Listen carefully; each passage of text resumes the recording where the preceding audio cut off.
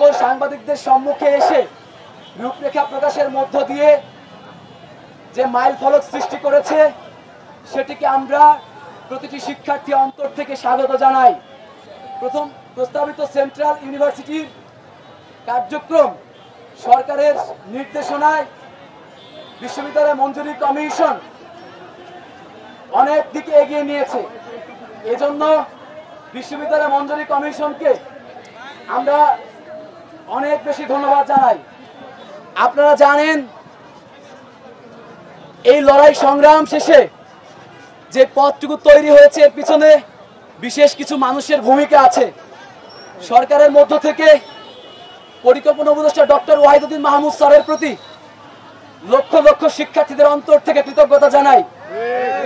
আমরা ধন্যবাদ জানাচ্ছি শিক্ষা উপদেষ্টা সিআর আবরার স্যারের প্রতি, ইউজিসি চেয়ারম্যান ডক্টর এস.এম.এ ফায়েজ স্যার সহ ইউজিসি সদস্য ডক্টর তানজিমউদ্দিন খান স্যারের প্রতি অন্তর থেকে কৃতজ্ঞতা জানাই। স্যার শিক্ষার্থীদের অন্তরে ব্যথা বুঝতে পেরে প্রতিটি ক্যাম্পাসে ক্যাম্পাসে ঘুরে সমাধান বের করেছেন। প্রিয় সাংবাদিক বৃন্দ,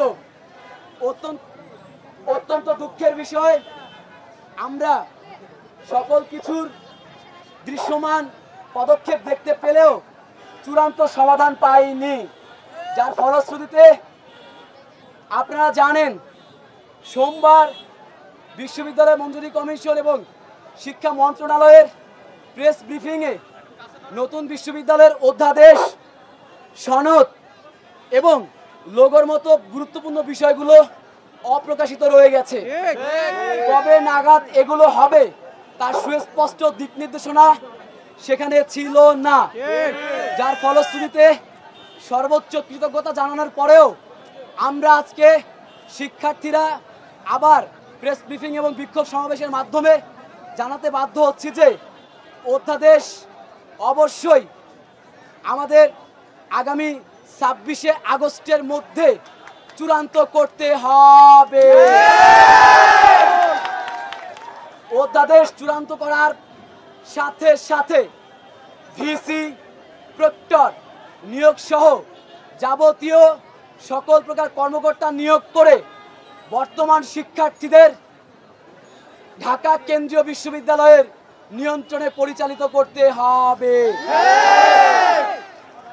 বর্তমান শিক্ষার্থীরা ঢাকা বিশ্ববিদ্যালয়ের যে বৈষম্য, শোষণ এবং নির্যাতনের মধ্যে পড়েছে সেখান থেকে অবশ্যই মুক্তির জন্য শিক্ষার্থীদেরকে নতুন বিশ্ববিদ্যালয়ের কার্যক্রমে অন্তর্ভুক্ত করতে হবে। এই তিনটি মূল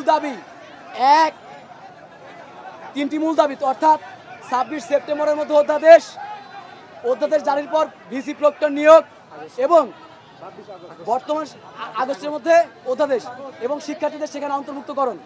আপনারা জেনে খুশি হবেন ইতিমধ্যে শিক্ষা উপদেষ্টা মহোদয় আমাদের সাথে যোগাযোগ করেছেন, তার সাথে আমরা প্রতিনিধি টিম নিয়ে দেখা করব এবং তিনি আমরা যেই আজকে দাবি জানিয়েছি সেটার বাস্তবায়নের জন্য পুরো চূড়ান্ত পদক্ষেপ নেবেন বলেই আমরা বিশ্বাস করছি। সর্বশেষ যে ধাপটি আছে, আমরা বলতে চাই অধ্যাদেশ কার্যক্রম সুনিপুণভাবে পরিচালনার জন্য অবশ্যই একটি ডেডিকেটেড টিম আজকের পর থেকেই নির্ধারণ করতে হবে। সর্বশেষ যে কোনো পদক্ষেপের জন্য 7 কলেজ শিক্ষার্থীরা যদি অধ্যাদেশ নিয়ে কোনো প্রকারের তৃতীয় পক্ষ তালবাহানা করতে চায়, শিক্ষার্থীরা আবার রাজপথে নেমে আসবে। এতটুকু বলেই আজকের মতো শেষ করছি এবং সর্বশেষ ডেডলাইন 26শে আগস্ট। ধন্যবাদ।